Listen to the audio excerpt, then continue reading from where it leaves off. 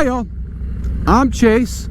This is my 2017 Road King with a Milwaukee-Eight 107. It is a beautiful day out today. Just lovely.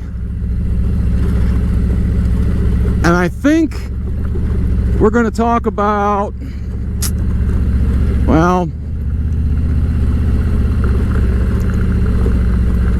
are you going to miss your Dyna or your Softail if you get rid of it and trade it in on a touring bike?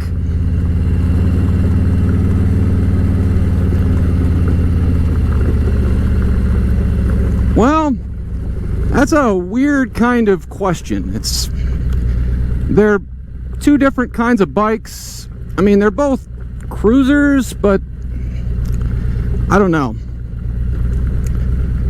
Let's just say, no, I don't think you're going to miss it. At least, you're not going to miss certain aspects of it. And you will miss other certain aspects of it. Okay, we'll say this. In the aspect of weight, yeah, you're probably going to miss it. I mean, this is a much bigger bike. It has an extra 100 pounds. It handles about as well, at least for my, I don't know, riding style. I don't even know what kind of style that is. Touring, I guess? I mean, I was trying to turn my Dyna into a touring bike pretty much. I mean, it had bags and a fairing, and I'd actually looked into getting a cruise control for it, but in the end, the bigger frame is just going to be better. So, but the weight aspect, yeah, I think that part I miss.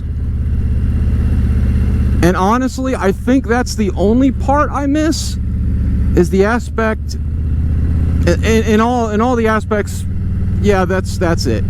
The weight. It was a lot, I don't know, it seemed lighter to me, like quite a bit. I don't know why. Maybe it's in my head. I mean, it's only like 100 pounds, but maybe it's just where the handlebars are and when I got to move it around in my garage. And yeah, I wish I could give you a definitive answer of why you might miss it. At least in that one aspect.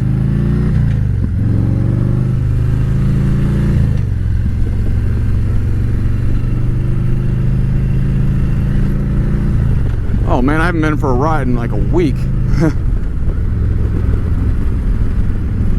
But yeah, in that one aspect, the weight, yeah, you're probably going to miss it. It just seemed like it was an easier bike to maneuver around in my garage. It seemed easier to, I don't know, backing up on an incline. Like, if I'm backing up from an incline, it seemed like it was, I don't know, a little bit easier.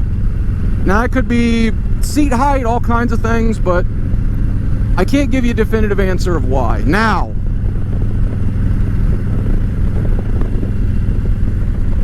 I guess that was the one con that I could really think of. The pros,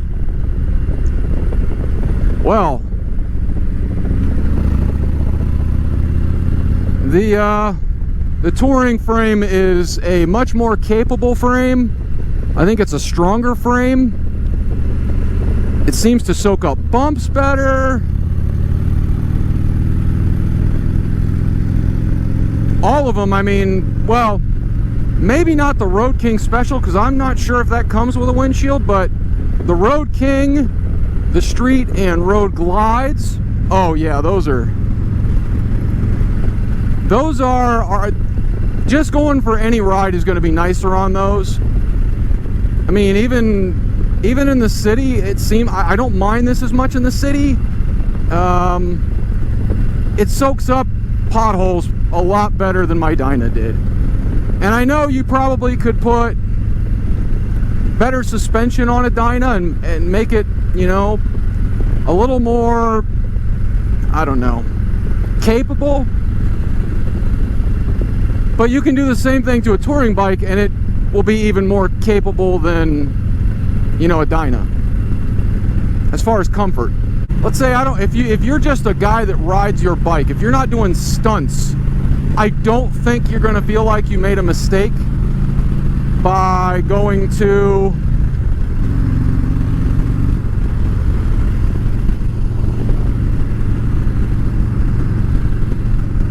a touring bike from a Dyna. I don't think you're going to feel like that was a mistake. If you're doing stunts, well, it's a heavy beast. Just picking it up, if you drop it's going to suck.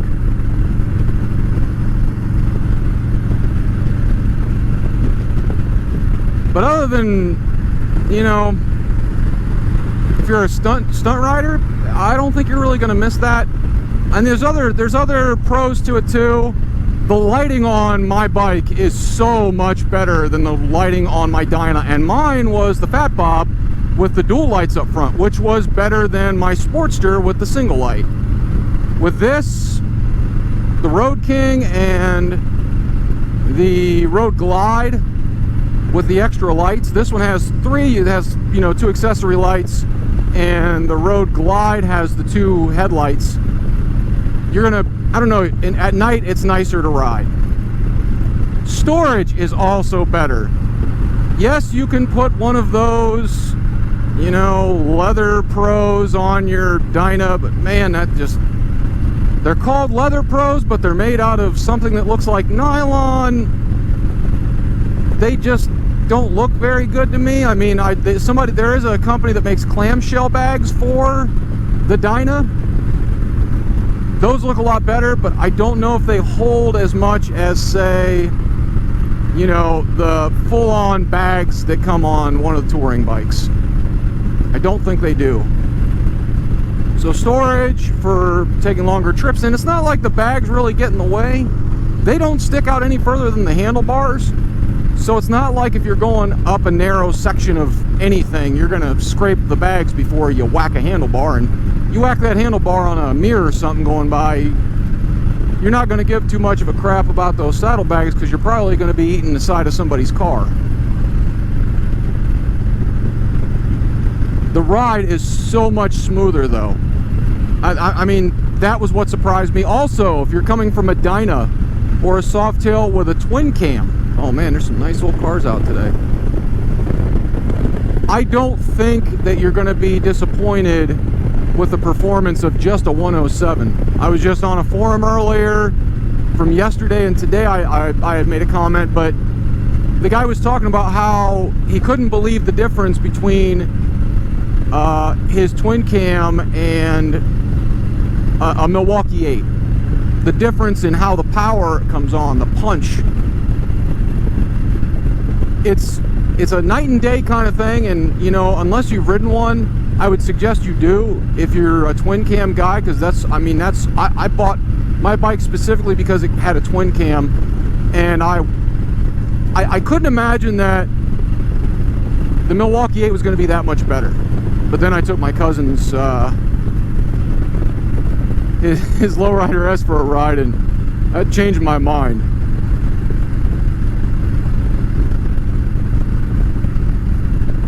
Also, the newer touring bikes, they don't seem to have, because of where they've repositioned the catalytic converter, they don't seem to heat up as much. Man, the side of my leg would get just cooked at a stoplight with my twin cam. On this, no. I feel either nothing or very close to nothing.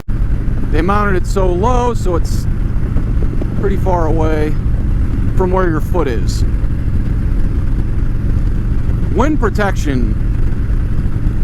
Well, unless you were getting one of those Dyna switchbacks, probably weren't going to have as much wind protection as, say, this with the big windshield on it. On the Softails, there was the, oh, I can't remember what it's called now. But now they have the Lowrider ST that probably has pretty good wind protection, but other than that, not a lot of wind protection.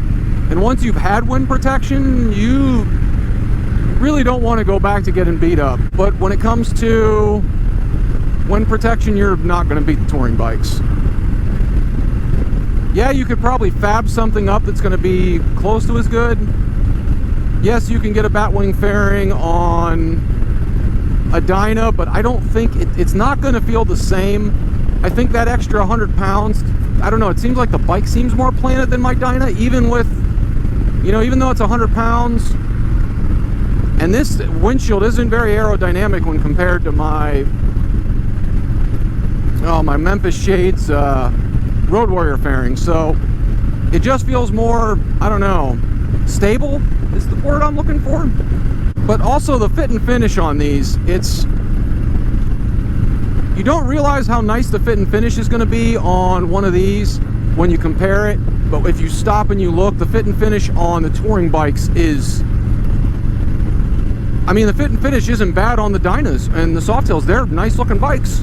The fit and finish they put into the touring bikes, it just seems like a more, I don't know, like another tier up. I mean, those are Class A, nicely finished bikes, but this is something better than that even. So,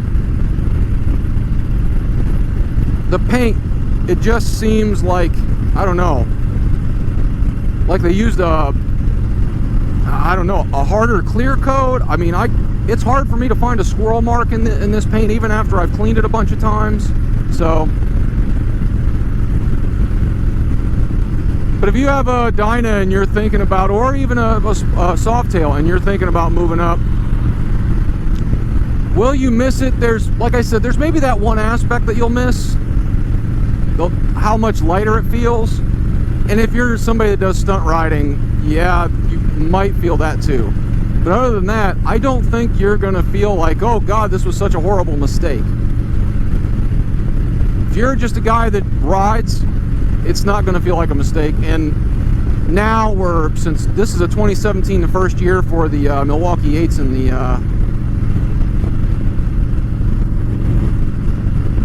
in the touring bikes, and then after that, I think Softails and everything got updated to the Milwaukee-Eight in 2018. But for the first year for 2017 and up,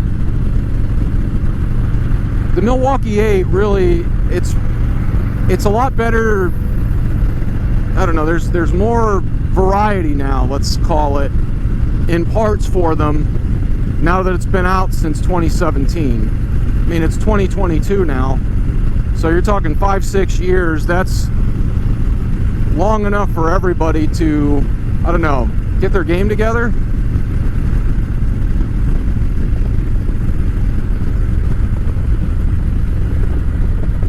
But I don't think you're gonna miss that Dyna or that Softail. You're going to be very pleased. My cousin, like I said, he's on a 2020 Lowrider S. He took